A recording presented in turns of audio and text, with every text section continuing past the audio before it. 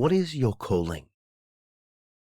That strong inner urge or innate sense of purpose to pursue a specific path or a career. Do you have a calling? Are you looking for a calling? Years ago, I was working as a high school teacher, and it would always strike me as profound when I would come across a student who simply knew. They simply knew what they wanted to be. They might have been a teenager or younger, but they just had this knowing, this resonance, this, calling that they wanted to be something in this life. And it wasn't really about what the calling was.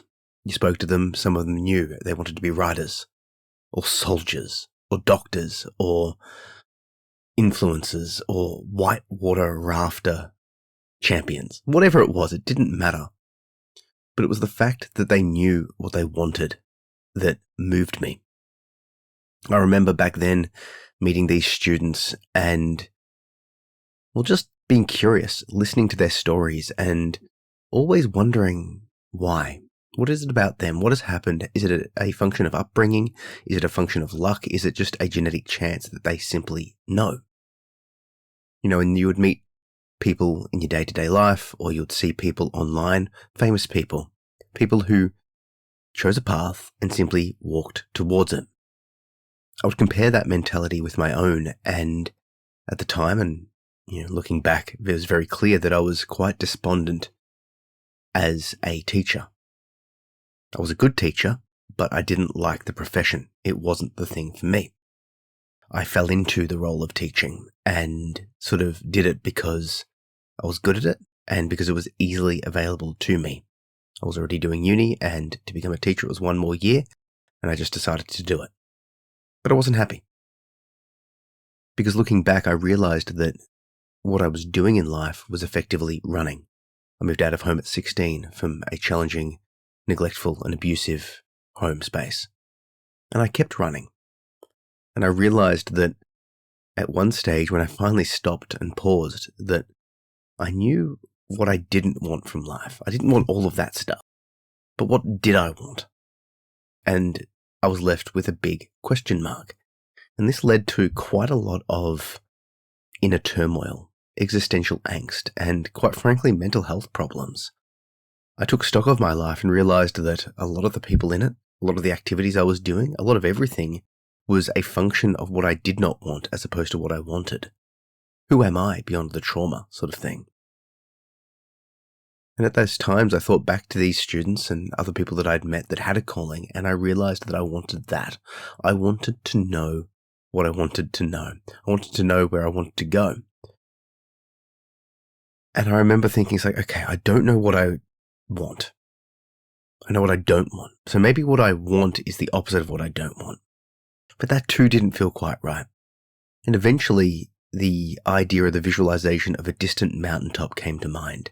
This idea of a vague sense of direction. Because I had this idea I needed to know. It's like, I want to be exactly specific this. Because that's how those students would talk. That's how the people that I met would talk. That's how the people that are famous would talk. It's like, I want to be this exact specific thing. They could define it. But I couldn't. So it's like, does that even count? But I realized that I don't need to define it fully. I needed to set up a direction, a push, a drive in, to find true north, so to speak. This visualization of a mountaintop came before me. It's like, I don't know which mountain I'm going to climb, but it's going to be one of those mountains over there. Around that time, I wrote this poem. It's called Calling. I've been praying all my life for a calling to knock upon my heart's door. Now that it is, I'm terrified by the fact that I have no choice but to answer. I've been praying all my life for a calling to knock upon my heart's door. Now that it is, I'm terrified by the fact that I have no choice but to answer. Gradually, and I'm not sure when it really sunk in, but I realized that I did indeed know the direction that I was traveling. To be clear, I still don't know which mountain I would like to climb, but I'm definitely closer. And what I'm discovering is that my life now is far more aligned with a calling, far more aligned with what I want to be doing, far more aligned with resonance to the self. I'm now working as a psychotherapist. I'm now teaching meditation daily. I'm now writing and expressing my art and selling my art through poetry and books and other things. It's incredible. And I'm starting to really wish that upon other people. Wish that you find your calling, whatever that is. There's this term that gets thrown around a lot, and I really like it as a yardstick to start the search for your true north. Ikagi, the Japanese concept for a reason for being. The idea is that you would like to find something that gives you these 4 things. Work, perhaps, that is something you love, something you are good at, something that the world needs, and something you can be paid for. What you love, what you're good at, what the world needs, and what you can be paid for. With psychotherapy, or more specifically, intuitive guidance, helping people connect to their bodies, to their pasts, to feel deeply, to understand, to express, to release, and to reintegrate, to heal. Well, I love it. I'm good at it. The world clearly needs it, and I'm getting paid for it. So I'm there already. And as I step back and look at this and go, I'm actually doing it. I'm starting to realize that life is, well, it's more of a pleasure. It's more of a joy. There are still bad parts, still climbing the summit to the mountaintop can be tiring. It is a continual, ongoing journey. It's not always clear. Sometimes I fall back down. But since discovering that I have the agency to choose, to direct my life, and then taking the steps to do those choices, things are improving. I like to look at mental health through the lens of a 3A approach. Self-improvement through a 3A approach. Growth through this 3A approach of awareness, acceptance, action. Become aware of the truth of your own reality. Accept it. You don't have to like it, but you need to accept it. And then take action. And then from action, you reassess. You become aware again. So applying that approach to my life, I became aware of the fact that I wasn't happy. Aware of the fact that I was running. Aware of the fact that I didn't quite know where I wanted to go. I accepted that fact. I didn't like it, but I had to accept it. That was the reality. So then I took action. The initial action was to look back and go, okay, maybe what I want is the opposite of what I don't want. That's not quite right. So then I started looking, it's like, okay, let's really deeply introspect. Let's read more. Let's consider a concept like an ikagi as a framework for how to understand myself. What do I love? What am I good at? What does the world need? And what can I be paid for? And then reassess with awareness. As I say those things, there is an inherent block that arose. It's like, okay, well, do I love this and am I good at it because it's me or because it's my past? When you grow up with trauma, you get a defense mechanisms, skill sets to adapt to that trauma. Am I good at helping other people because of their, through their trauma because of my own? Do I like it because I learnt to have to like it? Is it actually me at my core? That was one thing that I had to process. And yes, we are shaped by our environment, but we are also an aspect within that environment that is unique. So it's a back and forwards. And ultimately, I sort of came to the conclusion that I can accept the fact that it doesn't matter. For whatever reason, right now, I do like it. Just like I like martial arts. Do I like martial arts because it's a self-defense thing based on the past, or do I like it because it's awesome? Probably a bit of both. But it was a bit of a process to accept it. And the other block that I came for was this idea of the you can be paid for it block. Once again, growing up poor, leaving home early has left quite a number of self-worth and sort of poverty mindset issues within.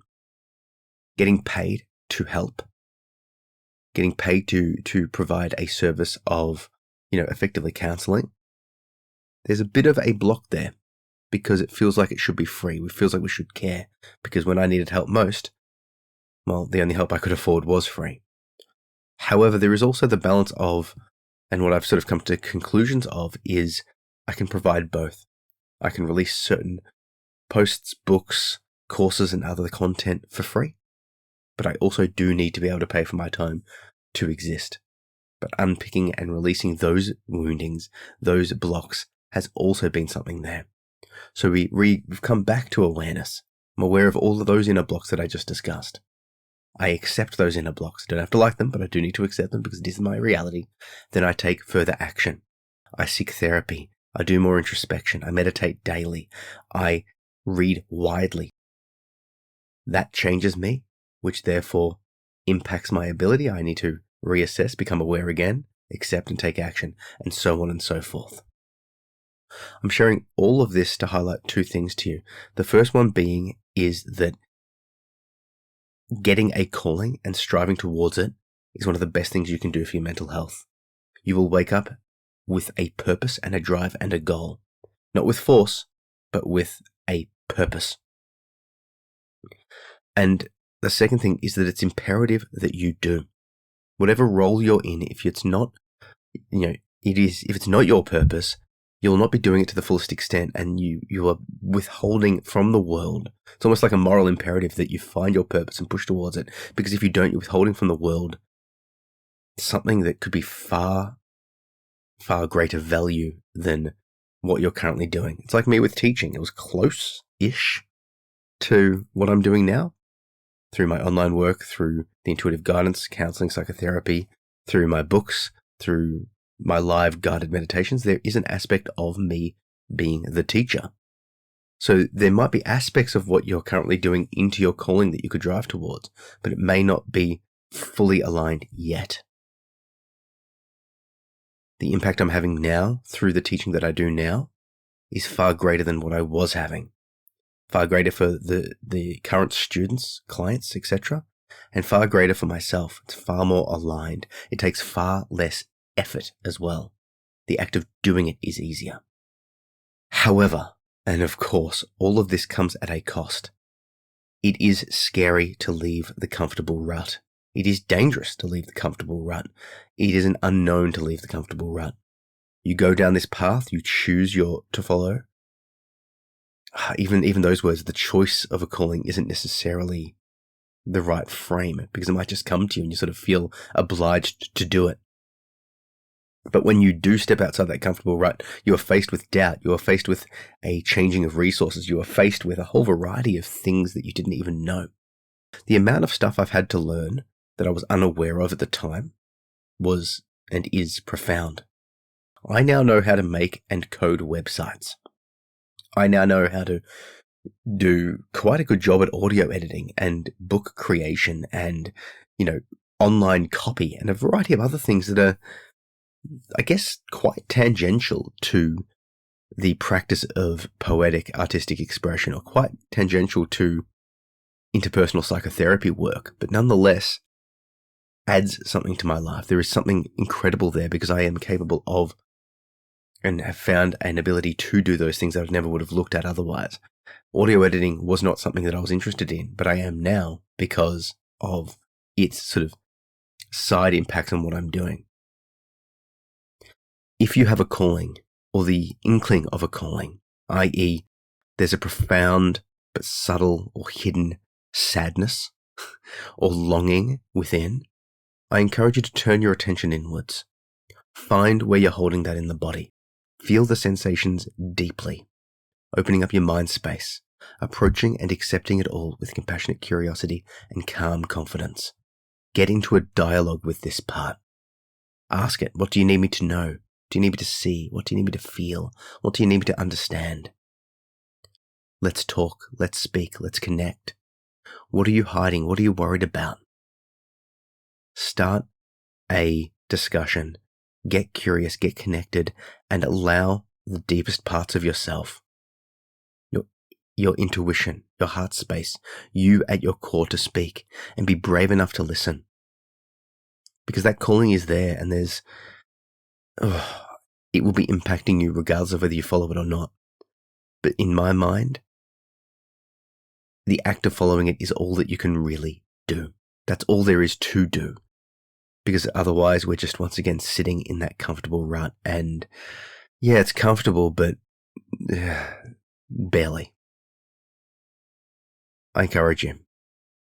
I would like to highlight that if this little talk has resonated, reach out, connect to me, join the email list on my website and shoot me an email response. Follow me on social media. I can be found everywhere at Zach P. Phillips. Tell me you listened to the podcast episode and what has come up for you. I would love to hear from you. And while I've got you here, I can let you know of a few things. I have recently updated my website. If you click through to my homepage, zachary-phillips.com, you will see a bunch of new stuff. The main one being is that I'm offering the service of intuitive guidance. I will help you identify and release the limiting beliefs that no longer serve, helping you to process the past, accept the present, and embrace the future with positivity and purpose. The basic premise is this: what we don't or can't process manifests over time as injury, psychological blocks, and stress. And through somatic awareness, visualization, mindfulness, and deep introspection, intuitive guidance will help you to reconnect with the parts of yourself that are still holding on to the past. By relaxing the nervous system and then approaching and accepting what arises with compassionate curiosity and calm confidence, these parts can be given the space to express, release, reconnect, reintegrate, allowing your healing to unfold naturally. I've got a bunch of information, including videos, guided courses, and more content that you can check out the intuitive guidance process. If you click through, you can book a 15-minute chat to ask any questions and connect and see if we are the right fit, or you can book a session, one session, and I've got extended and packages available. I strongly encourage you to head to the website and check that out. Also, while I've got you here, I would like to highlight that I've just released an abundance of free or very, very accessible content for you that will help you. On my website, if you click through to the resource section, you will see a tab that says free courses. In the free courses section, you will notice that there is a 22-part Mindfulness for Absolute Beginners course, a 25-part Intuitive Guidance course, a Hunt Your Own Shadow 12-part self-paced course, and more. These have hours of content. The Hunt Your Own Shadow has an accompanying 20,000 page PDF, and they are quite popular. Thousands of people are viewing these each month and are getting a significant benefit from them. So I encourage you, they are free and available online. Check them out now via the website, zachary-phillips.com, clicking on the resources tab into free courses. While you're there, I would also encourage you to check out the client and practitioner toolbox. If you are a client of mine, if you are considering being a client, if you are a client of therapy in general, or if you are a therapist, there is a growing collection of resources there for you. Small, simple PDFs that will help you. For example, there is a crisis plan, the idea being that if you are one that struggles with depression, with thoughts of suicide or self-harm, it is wise to have a plan that is in place that you can use when your mood, when your feelings start to go down. You write one for yourself, you give it to your therapist, you give it to your friends and family, you keep it with you, and then it gives you step-by-step actions to take if you are struggling. They can and will save lives. There is also a flashback halting protocol, a sequence of statements that can help you stop being triggered and get into the present moment. There's a wheel of emotion, an introduction to mindfulness PDF, a DBT cheat sheet, and a list of cognitive distortions. I'm always adding more to this, but they are basically little tools that will help you as a client or a practitioner to, well, get a little bit more out of your therapy. Also across the top, I have got a workshops tab. I've been reaching out to a bunch of people on social media who found me, and the overarching opinion is that people are after workshops. Single day, multiple day, I'm not really sure of how it will run. They will be online via Zoom. Basically what I'm in the process of now is information gathering. I've heard your requests for workshops, and now we're trying to find out what sort of workshops, how long, and that kind of stuff that people are into. So if you click through the workshop section, you will see a mini form. That form just has some questions in it. Basically, what sort of stuff would you like the workshops to be? How long would you like them to be? Those kind of things, and a space to just leave me a note to let me know your own detailed thoughts. So I encourage you to check that out. Because workshops will be coming soon. From there, you'll have the option to join the email list to be updated. Filling out that form will not obligate you to anything. It's just me, resource, and information gathering. So that's there, and thank you for those that have already filled it out. I greatly appreciate it. The final thing that I'm working on that I would like you to consider joining in is a daily live guided meditation. every day, and we're up to day, I think 140 at the time of recording.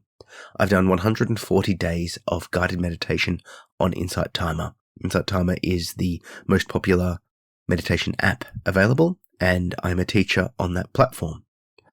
Every morning, 7 a.m. Australian Eastern Standard Time. So that's in sort of mid-afternoon in the United States, depending on which coast, and I think it's more towards the later at night if you are in Europe. But check your local times, and if you sign up, you will be able to have those times in your time zone. The app is free. The live guided meditations are free. And I encourage you to, once again, click through. There's a meditation tab on my website in resources, then meditations, and from there you'll be able to find the link to Insight Timer. Join in. Like I said, I've been doing daily meditations, teaching mindfulness, insight, and self-healing. Each session starts with a 15-minute guided section, followed by 10 minutes of silence, and then space for Q&A, discussion, and debrief.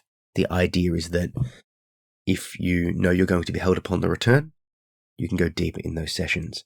Each session is trauma-informed, is guided, is facilitated, and like I said, ends with the Q&A. And it's a growing community. I'm getting anywhere from 50 to 100 people attending daily, which is pretty cool, and a number of people attending every day.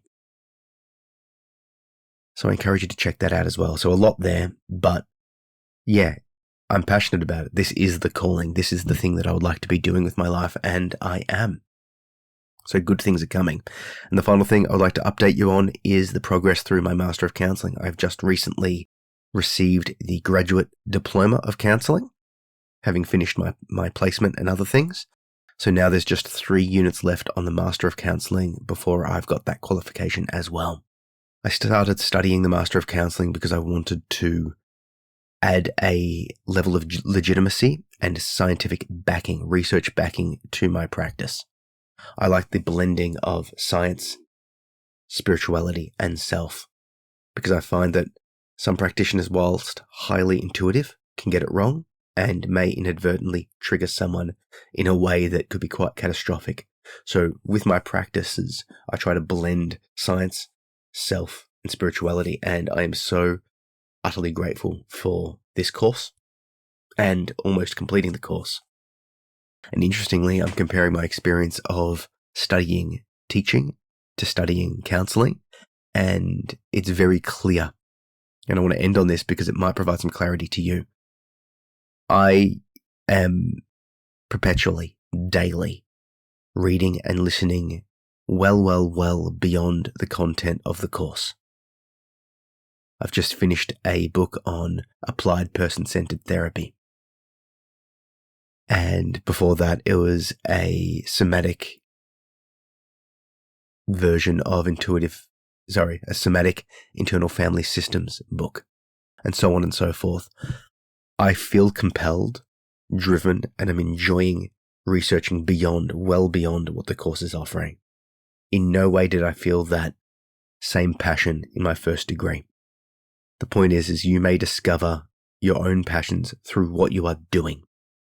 If we swing right back around to the start of this little talk, you may find that you already have access to your calling. It might not be an unknown. You just might have to step back and see what brings you joy, what you are looking into over and over and over again for fun, as pleasure, because maybe there is something more there. I know that I get a lot of meaning, I guess, profound sense of accomplishment when I'm working one-on-one or in groups, doing the intuitive guidance work, doing the psychotherapy work, but also researching it, learning about it more and more, adding tools to the toolbox.